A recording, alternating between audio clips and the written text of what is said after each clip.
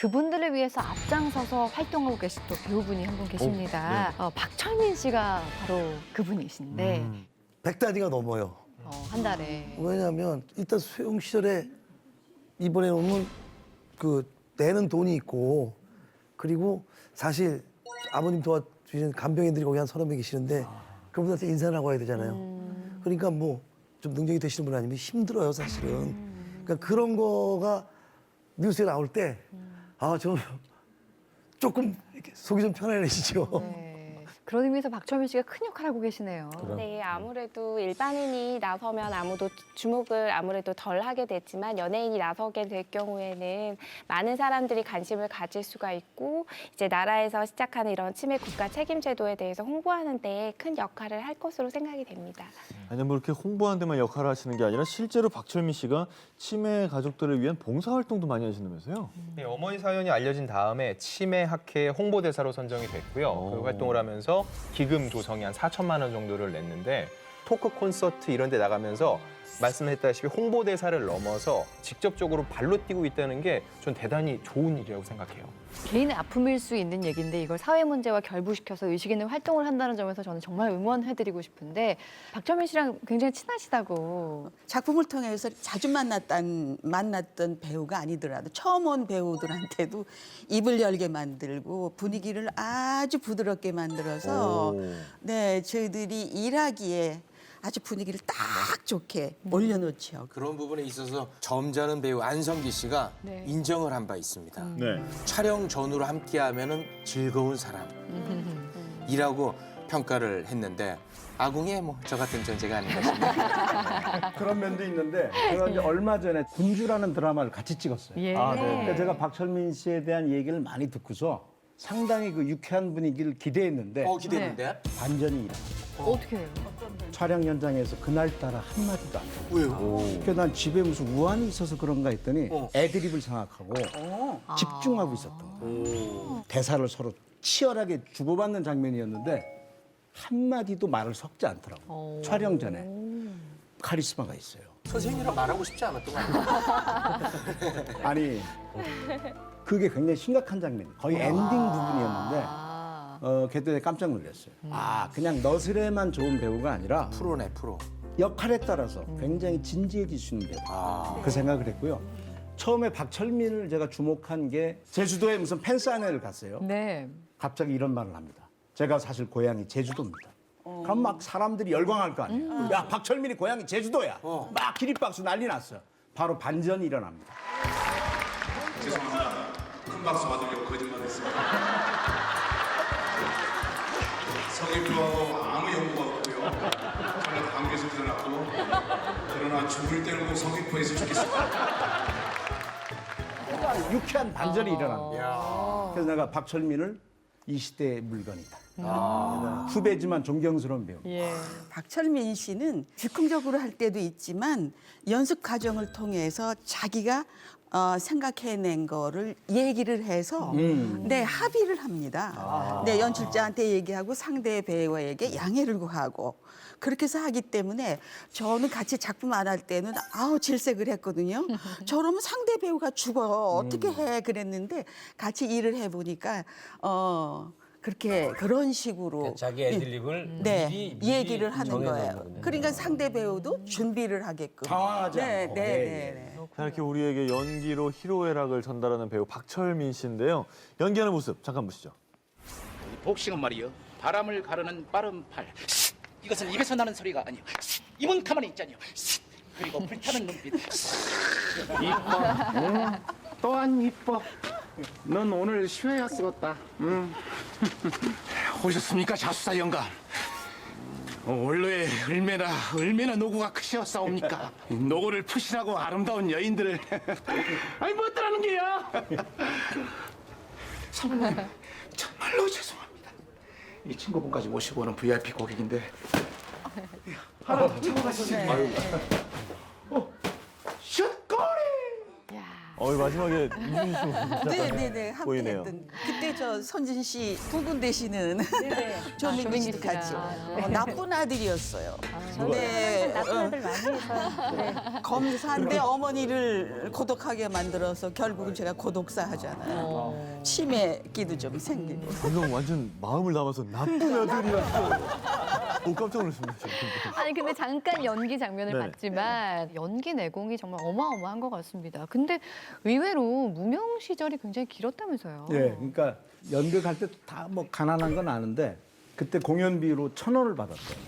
그럼 뭐 커피 한 잔 먹고 뭐 차비하면 남는 게 없잖아요. 그래서 과일 장사를 했답니다. 지인한테 한 150만 원 빌려가지고 조그만 트럭 하나 사가지고. 근데 이게 처음에 잘 됐대요. 소매 때는 잘 됐는데 도매 시장에 가보니까 이 정말 꾼들이 모이잖아요. 베테랑들이.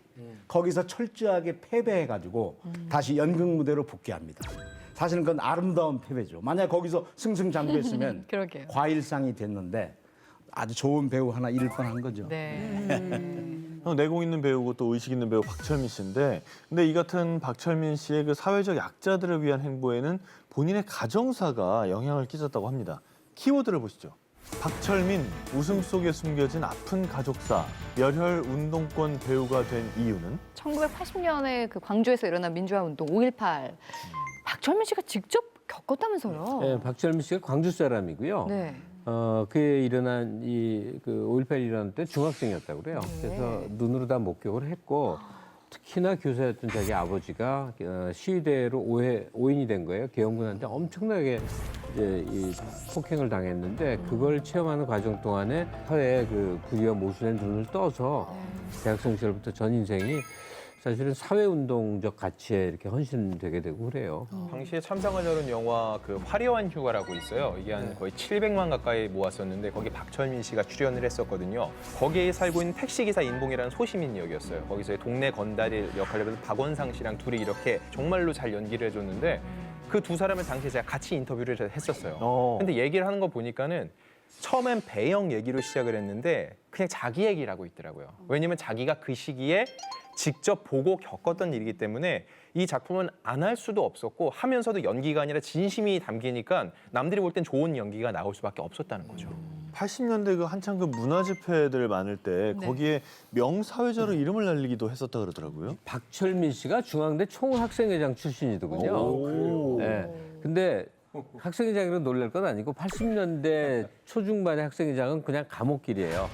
굉장히 험악한 시절이니까 세고 무서웠다는 얘기도 돼요. 박철민 씨 인상에서 세고 무서운 시절이 떠오르질 않는데 그런 이력이 있는데 그래서 그때부터 해서 대중 집회들 뭐 시위 때도 있고 좀 큰 규모로 해서 8, 90년대 집회하면 박철민 씨하고 정정이라는 분이 있어요. 이분은 통일 업죽이라고 불렸고 박철민 씨는 민주대머리라고 불렸대요. 이때 대머리는 50을 상징하는 말이고 뭐 배경이 좀 있는 말이죠. 극단 현장 여기 소속이었는데 이게 그 당시 민중문화라는 큰 틀의 흐름이 있는데 그중에 민중극을 하던 데라고 그랬죠.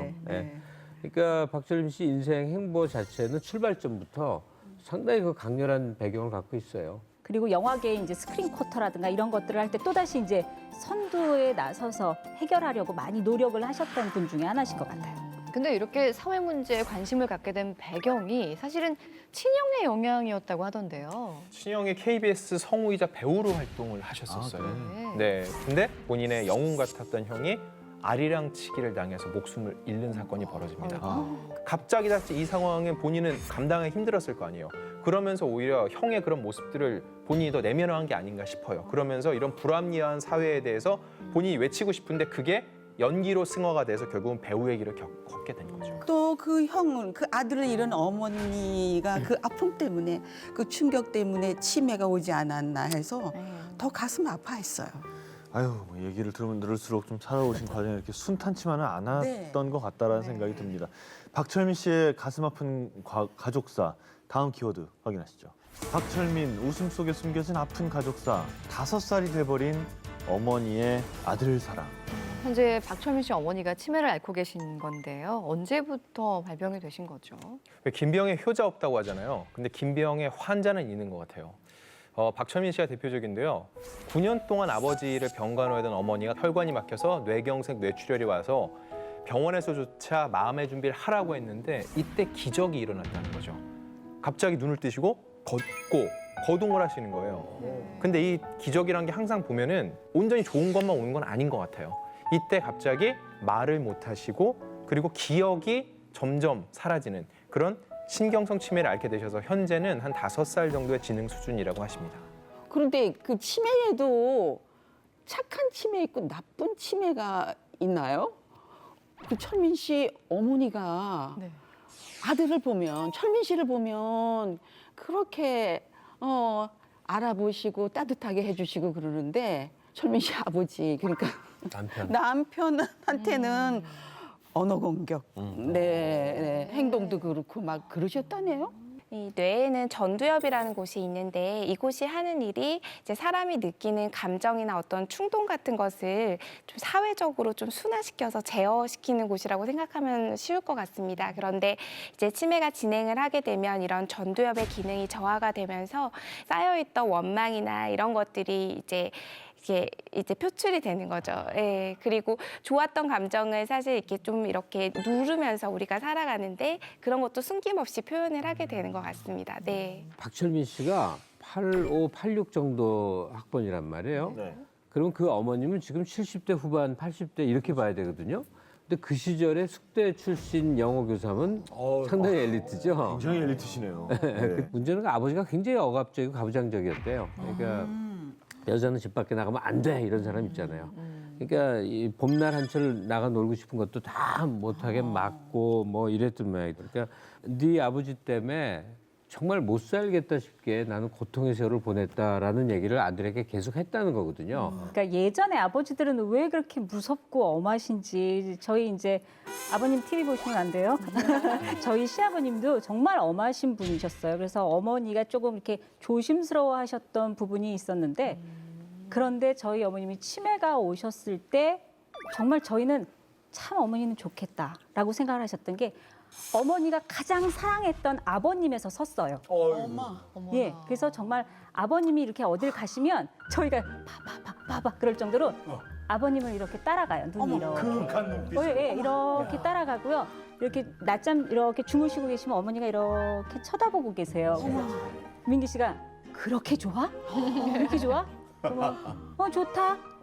그러니까 조금 그때는 그런 식으로 정말 이렇게 그래서 오히려 이렇게 치매가 그렇게 예쁘고 사랑하는 시점에 멈추시면 좋은데 이게 참 다양하더라고요. 박철민 씨 어머니가 아들을 사실 못 알아보는 정도까지 되셨는데 참 희한한 게 그 아들에 대한 어떤 모성이랄까 사랑만큼 잊지 않고 있다고요. 그게 이제 그 일화가 유명한데 네. 하루는 그 명절날 그 속옷바람으로 이제 철민 씨가 잠이 든 거예요.